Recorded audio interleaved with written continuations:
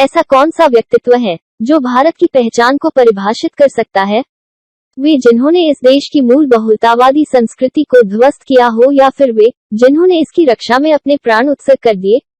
ये चर्चा पूर्वोत्तर के शिवाजी नाम से प्रसिद्ध अहोम योद्धा लाचित बरफुन की 400वीं जयंती पर दिल्ली में विगत 23 से 25 नवंबर को आयोजित कार्यक्रम के कारण प्रासंगिक है।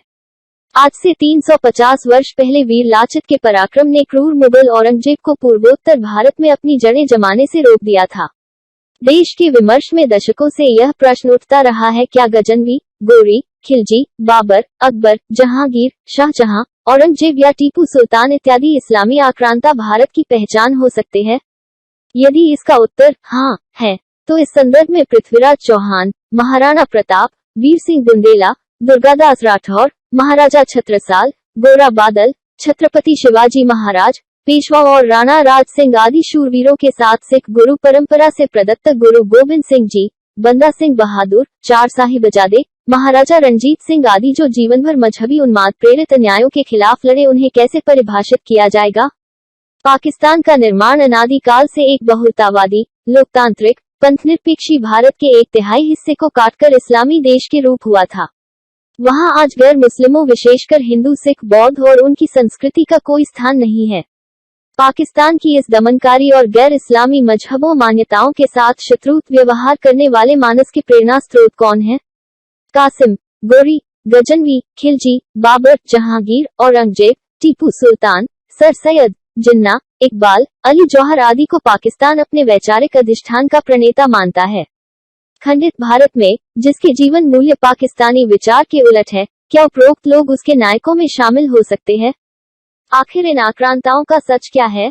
क्या ये सत्य नहीं कि इनके रोमहर्षक कुकर्मों का उल्लेख समकालीन इतिहासकारों या उनके दरबारियों द्वारा लिखे विवरण में है? सिंध के तत्कालीन हिंदू साम्राज्य को ध्वस्त करने वाले कासिम को पाकिस्तान की आधिकारिक वेबसाइटों पर पहला पाकिस्तानी नागरिक कहा जाता है। गजनवी की मजहबी मानसिकता का सच तारीख सुल्तान महमूद गजनवी पुस्तक में मिलता है। इसमें गजनवी ने कहा था, मेरा इरादा हिंदुस्तान के हर नगर से मूर्तियों को पूरी तरह से हटाना है। क्या गजनवी ने इस मजहबी प्रतिज्ञा को सोमनाथ सहित दर्जनों मंदिरों को तोड़कर पूरा नहीं किया? क्रूर बाबर ने मुगल साम्राज्य की स्थापना राणा सांगा को काफिर बताकर और उनकी विशाल सेना से इस्लाम की रक्षा हेतु जिहाद के बल पर की थी। अकबर के निर्देश पर 16वीं शताब्दी में चित्तौड़ युद्ध में हजारों निरपराध असैन्य हिंदुओं की हत्या की गई। अपनी विजय की गहराई को मापने हेतु अकबर ने मृत हिंदुओं के देह से रक्तरंजित जनेऊ उतारकर तौला था। जहांगीर ने 5वें सिख गुरु अर्जन देव जी को इस्लाम न अपनाने पर मौत के घाट उतार दिया। औरंगजेब की मजहबी भयावहता की गवाही उसका 49 वर्षीय शासनकाल देता है। असंख्य हिंदुओं के मतांतरण, काशी विश्वनाथ सहित दर्जनों प्राचीन मंदिरों को ध्वस्त करने के साथ इस्लाम अपनाने से इनकार करने पर 9वें सिख गुरु तेग बहादुर का भी सिर धड़ से अलग करना इसका प्रमाण है।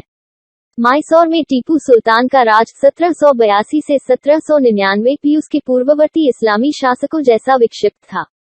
इसका मूर्त रूप टीपू के पत्राचार और वह तलवार है जिसके हत्थे पर लिखा है, अविश्वासियों काफिर के विनाश के लिए मेरी विजयी तलवार बिजली की तरह चमक रही है। कई इस्लामी आक्रांताओं के साथ जिन्ना, इकबाल, अली जौहर से लेकर सैयद अहमद खान आदि पर भी पाकिस्तान में दर्जनों संस्थान, भवन, सड़क, नगरों के नाम समर्पित है। दो राष्ट्र सिद्धांत के सूत्रधार सर सैयद ने 6 मार्च 1888 को हिंदू और मुस्लिम दो राष्ट्र की कल्पना प्रस्तुत करते हुए मेरठ में कहा था, क्या ये संभव है कि हिंदू और मुस्लिम कौमें एक सिंहासन पर बैठें? उसके लिए आवश्यक होगा कि एक दूसरे को हराए, दोनों सत्ता में समान भागीदार बनेंगे। यह असंभव और अकल्पनीय है। वर्ष 1937 के प्रांतीय चुनाव में मुस्लिम लीग की प्रचंड पराजय से हताश इकबाल ने जिन्ना को पत्र लिखकर कहा था, स्वतंत्र मुस्लिम राज्य के बिना देश में इस्लामी शरीयत का पालन और विकास संभव नहीं।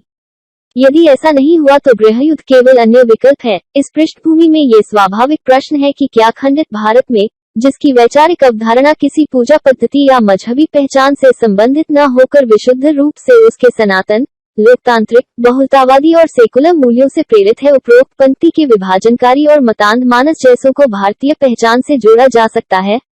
इस प्रश्न के उत्तर में खंडित भारत का भविष्य निहित है। आशा करते हैं आपको हमारा ये वीडियो अच्छा लगा होगा। चैनल को सब्सक्राइब करें और अपने दोस्तों के साथ शेयर करें।